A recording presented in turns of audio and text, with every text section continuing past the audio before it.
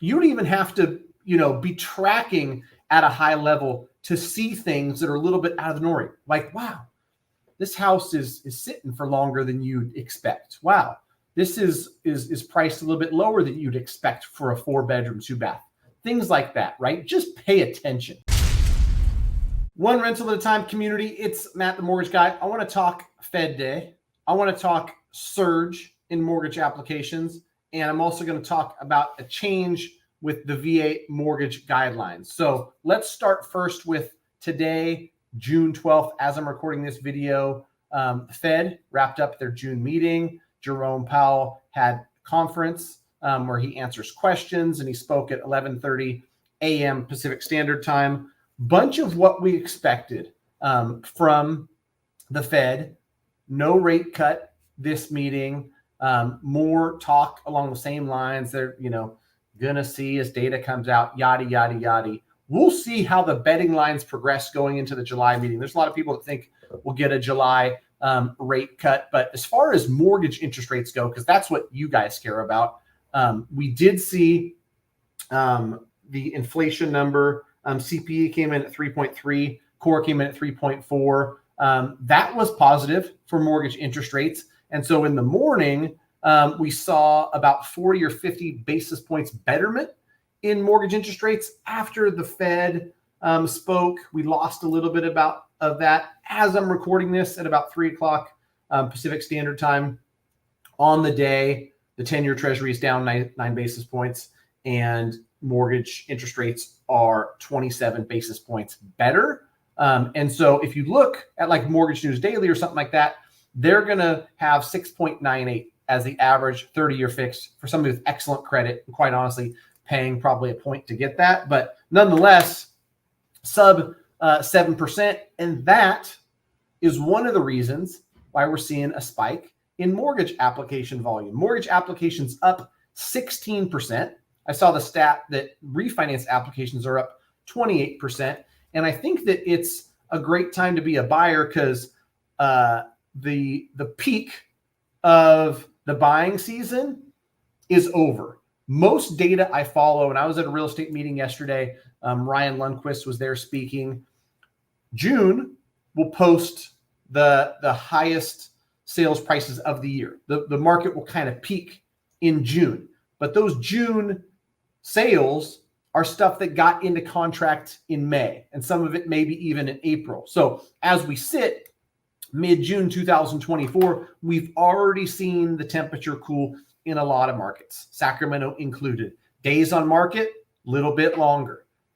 Inventory, a little bit more. And depending on where you're at in the country, if you're in Austin, Texas, or parts of Florida or Memphis, Tennessee, inventory has gone up considerably. Days on market, I've got a California buyer who's had their Texas home on the market for going on 3 months and hasn't been able to sell. So what does that mean for you?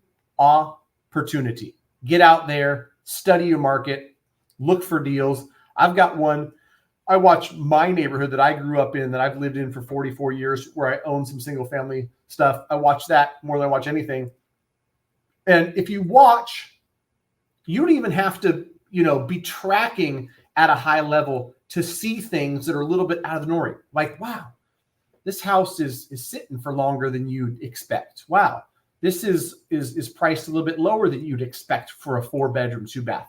Things like that, right? Just pay attention, I think, is something that I would suggest for you out there, right? Do the work, as always, as Mike's going to tell you. But if you're not going to, get out there and study for an hour a day and know your market like the back of your hand, at the very least, the bar I'm going to set, the really low bar, is just pay attention.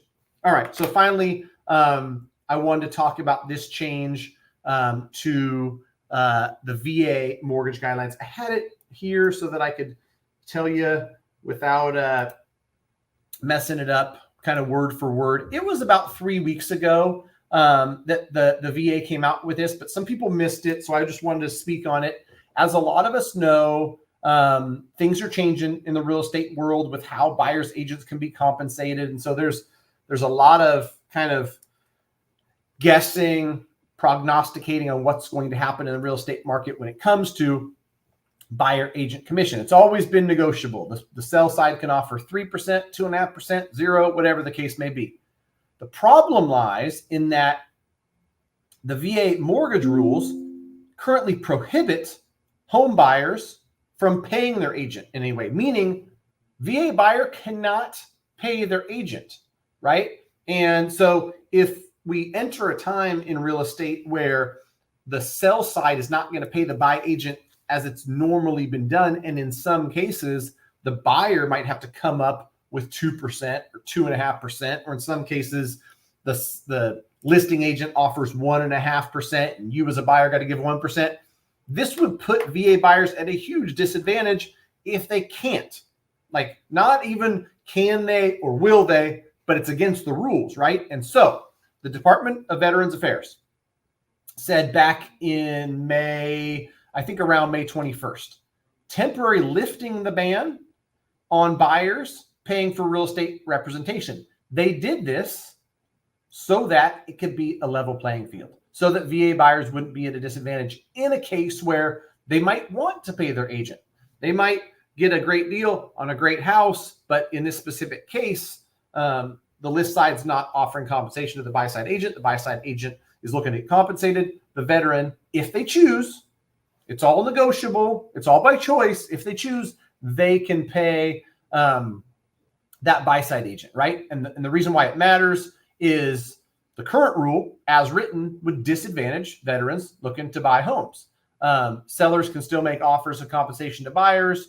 There's less of a guarantee on that right now. So we'll see what comes of this. We'll see what comes of a lot of things in the real estate world. What I will say quickly for those of you who are interested is that I talk to agents every single day. Most real estate companies are now requiring their agents, when they start to work with a client, get that buyer broker agreement signed. And that basically is an agreement that says, I agree that you're going to represent me on the purchase of my next house. I agree that you're going to get paid 2.5% of it. And in an era of uncertainty where you don't know where that 2.5% is coming from, the buyer is basically saying, we'll make sure you get paid.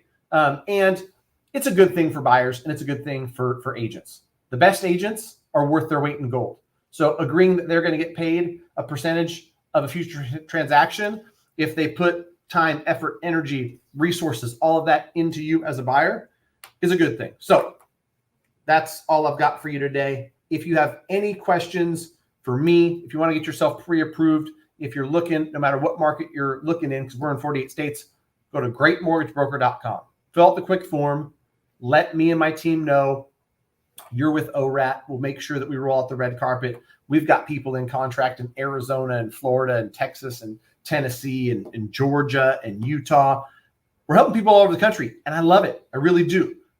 If you talk to me personally, or you've talked to Connor or Bo or somebody else on the team, I want your feedback. I want to hear how good we're doing. I want to hear ways we can improve. I've gotten some of that feedback as well, and I welcome all of it. So greatmortgagebroker.com. Reach out. We'll talk to you soon. Bye-bye.